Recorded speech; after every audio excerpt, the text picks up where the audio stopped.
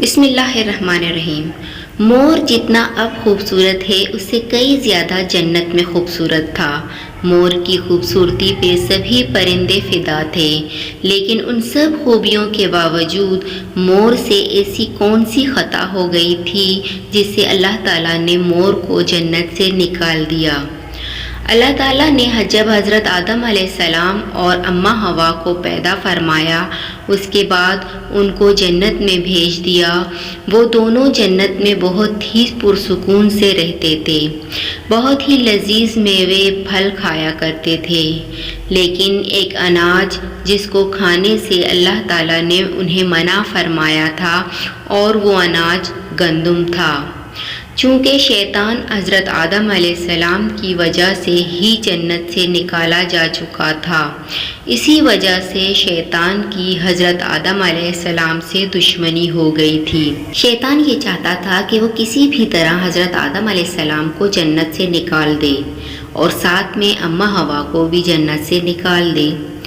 جب شیطان کو یہ خبر ہوئی کہ حضرت آدم علیہ السلام کو تمام میوے کھانے کی اجازت ہے لیکن گندم کھانے کی اجازت نہیں ہے، تو شیطان انتقام کی آگ دل میں لیے جنت کے دروازے کے پاس بیٹھ گیا اور 300 سال تک وہاں پر بیٹھا رہا کہ کوئی جنت کے دروازے سے باہر آئے اور شیطان اس سے بات کر سکے۔ ایک دن اچانک مور جنت سے باہر آ گیا۔ شیطان اس کو دیکھتے ہی بہت خوش ہو گیا۔ شیطان نے پوچھا، اے خوبصورت پرندے، تم کون ہو؟ وہ بولا، میں مور ہوں، اب تم اپنا تعارف کراؤ۔ شیطان نے جواب دیا کہ میں عالم کروبیہ کا ایک فرشتہ ہوں، میں اللہ پاک کی عبادت سے ایک پل بھی غافل نہیں ہوں۔ میں چاہتا ہوں کہ میں جنت میں جاؤں، وہاں کی نعمتوں کا اپنی آنکھوں سے مشاہدہ کروں۔ شیطان مور سے کہنے لگا کہ تم مجھے جنت کے اندر لے جاؤ، میں تمہیں 3 ایسی باتیں بتاؤں گا جس سے تمہیں ابدی زندگی حاصل ہو جائے گی، تمہیں بڑھاپا اور بیماری نہیں آئے گی، تم ہمیشہ جنت میں رہو گی۔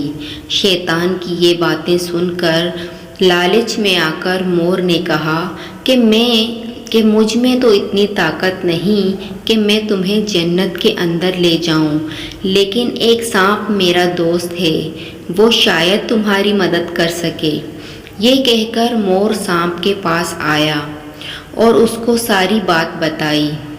سانپ بھی شیطان کی باتوں سے بہت خوش ہو گیا، پھر شیطان کو اپنے منہ میں چھپا کے جنت میں داخل ہو گیا، اور یوں شیطان اپنی چال میں کامیاب ہو گیا۔ جنت کے تمام نگہبانوں کو یہ معلوم تھا کہ شیطان یہ چال چل رہا ہے اور جنت میں داخل ہو چکا ہے۔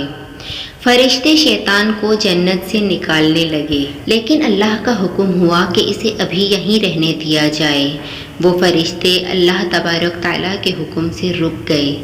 شاید یہ حضرت آدم علیہ السلام کا امتحان تھا۔ شیطان حضرت آدم علیہ السلام کے پاس اور اماں حوا کے پاس جا کر اپنی محبت کا اظہار کرنے لگا۔ وہ دونوں ہی شیطان کو پہچان نہ سکے، کیونکہ ماضی کے مقابلے میں شیطان کی شکل تبدیل ہو چکی تھی۔ شیطان کہنے لگا کہ میں چاہتا ہوں کہ آپ دونوں ہمیشہ جنت میں اسی طرح زندگی گزاریں، ہمیشہ خوش رہیں۔ حضرت آدم علیہ السلام اس کی بات بہت غور سے سننے لگے۔ شیطان نے کہا، اگر آپ میری بات مان جائیں تو آپ کو جنت کی اور بھی تمام سہولیات ملیں گی۔ حضرت آدم علیہ السلام شیطان کے بہکاوے میں آ کر کہنے لگے کہ یہ کس طرح ممکن ہے؟ شیطان کہنے لگا کہ ایک گندم کا دانہ اگر آپ دونوں چکھ لیں تو آپ کو ابدی حیات حاصل ہو جائے گی اور آپ جنت میں ہی رہیں گے۔ یہ بات سن کر حضرت آدم علیہ السلام کے دل میں رجحان پیدا ہوا، لیکن ان کے دل میں اللہ کی نافرمانی کا خوف غالب آ گیا۔ جبکہ اماں حوا شیطان کی باتوں میں آ گئیں، جس پر اماں حوا نے حضرت آدم علیہ السلام کو راضی کر لیا۔ پھر اس کے بعد ان دونوں نے اس گندم کے دانے کو چکھ لیا۔ جیسے ہی گندم کا دانہ ان کے اندر گیا تو دونوں کے ستر واضح ہو گئے، جس کے بعد دونوں اپنے ستر کو چھپانے لگے اور خوف خدا سے کانپنے لگے۔ اسی دوران اللہ تعالیٰ نے فرشتوں کو یہ حکم دیا کہ حضرت آدم علیہ السلام اور اماں حوا دونوں کو زمین پر اتار دو۔ حضرت آدم علیہ السلام کو سری لنکا کے قریب نیچے زمین پہ بھیج دیا، جبکہ اماں حوا کو جدہ کی سرزمین پر اتارا گیا۔ جن خوبصورت پیروں سے چل کر مور شیطان کو جنت کے اندر لے کر آیا تھا، وہی خوبصورت پاؤں اللہ تبارک تعالیٰ نے مور سے لے لیے۔ سانپ جو اپنے منہ میں شیطان کو چھپا کر لایا تھا، اس کے منہ کی خوبصورت خوشبو کو چھین کر اس میں زہر ڈال دیا گیا۔ پھر مور کے ساتھ ساتھ سانپ کو بھی جنت سے نکال دیا گیا۔